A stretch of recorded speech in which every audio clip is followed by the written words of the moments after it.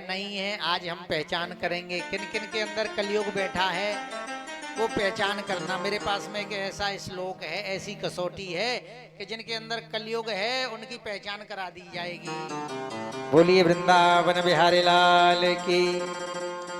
तो बस आपको करना ये है कि जैसे ही मैं कहूं इस श्लोक को अर्थ करने के बाद में कि क्या ऐसा ही है, हाँ या ना में सही जवाब देना पड़ेगा आपको। बोलिए वृंदावन बिहारी लाल की।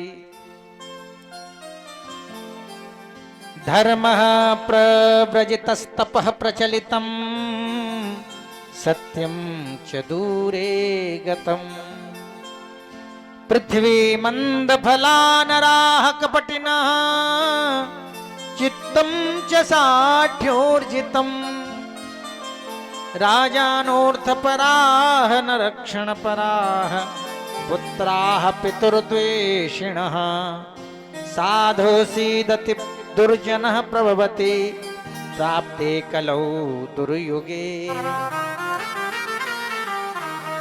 कलयुग के लक्षण सुनिए। धर्म प्रव्रजितस्, धर्म लोगों से दूर चला गया हो। धर्म कर्म जहां दिखाने के लिए, दिखावे के लिए होने लग जाए, समझो कलयुग आ गया। श्रद्धा से नहीं हो रहे हो, केवल दिखावे के लिए धर्म कर्म किए जाएं, तो समझिए कलयुग हमारे अंदर है। धर्म प्रव्रजितस्तपः प्रचलितम्, हमारे जीवन में तप जा रहा है। सत्यम च दूरे गतम, और सत्य हमसे कोसों दूर चला गया महाराज। हम लोग बात बात पर तो झूठ बोल देते हैं। कहां पर हो भैया? और हैं बाड़ी में, बोल दिया अरे बस आ गया, चलाचौंद पे हूं, आने वाला हूं। हम लोग मोबाइल से इतना झूठ बोल देते हैं कभी कभी बिना मतलब के। और झूठ बोलने का अभ्यास जब जिसको हो जाए तो वो बात बात पे झूठ बोलता है। समझो जो व्यक्ति बात बात पे झूठ बोलने लग जाए उसमें कलयुग महाराज उसकी खोपड़ी पे विराजमान है। इसीलिए कोशिश करिए बहनों, माताओं, भाइयों, कोशिश करिए कि जीवन में झूठ का प्रयोग कम से कम हो। हाँ। पृथ्वी मंद फलाह नरा कपटिनः, और पृथ्वी मंद फलाह, धरती में बीज बोते हैं तो महाराज बिना यूरिया, बिना डाई, बिना केमिकल्स के जो है वृक्षों में फल भी नहीं लगते महाराज। उनमें भी केमिकल छिड़कने पड़ते हैं। पृथ्वी में भी क्या क्या केमिकल डालने पड़ते हैं तब अनाज होता है, नहीं तो महाराज धरती। तो समझिए कलयुग बढ़ रहा है। कई वैज्ञानिक लोग तो कहते हैं कि 2050 तक धरती में उर्वरा शक्ति खत्म होती चली जाएगी, क्योंकि हम लोग इतना उसमें यूरिया, इतना डाई, इतना सब चीजें डालते हैं। इन बच्चों को बाहर ही रहने दो भैया। और सज्जनों, नराह कपटिनः, और प्रत्येक प्राणी कपटी हो गया है। मुंह पर कुछ और पीठ पीछे कुछ। मुंह में राम, बगल में छुरी।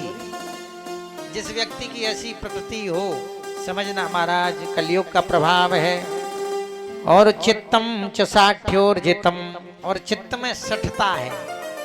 राजानोर्थ पराह न रक्षण पराह, और जो राजा कलयुग में जो राजा बनेंगे, राजनेता बनेंगे, वो केवल लोगों से टैक्स वसूलने के लिए बनेंगे, लोगों के हित के लिए नहीं होंगे।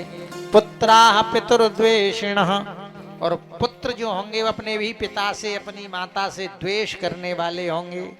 ससुरारे प्यारे भई जबते, रिपुरूप कुटुंब भयो तबते। कलयुग का प्रभाव यही रहेगा कि महाराज जो माता पिता बड़ा करते हैं, पालते हैं, पोसते हैं, सींचते हैं कि ये बड़ा होगा तो हमारी सेवा करेगा, वही जब महाराज संपन्न हो जाता है तो उन्हीं माता पिता को त्याग देता है, उनका सम्मान नहीं करता। तो समझो कलयुग का प्रभाव बढ़ रहा है। साधु सीदति दुर्जनः प्रभवति, और कलयुग में जो साधु पुरुष हैं, धर्मात्मा हैं, उनको जो है सदली सातने धातु से सीदति, उनको कष्ट मिलता है। संतों को, साधुओं को कष्ट मिलता है। और दुर्जनः प्रभवति, और जो जितना दुष्ट होगा वो उतना ही बढ़ रहा है इस कलयुग में महाराज।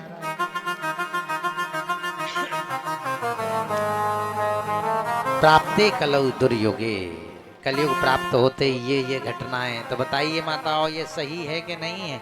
ऐसा ही हो रहा है कि नहीं? इसीलिए समझिए कलयुग का प्रभाव बढ़ रहा है। इसीलिए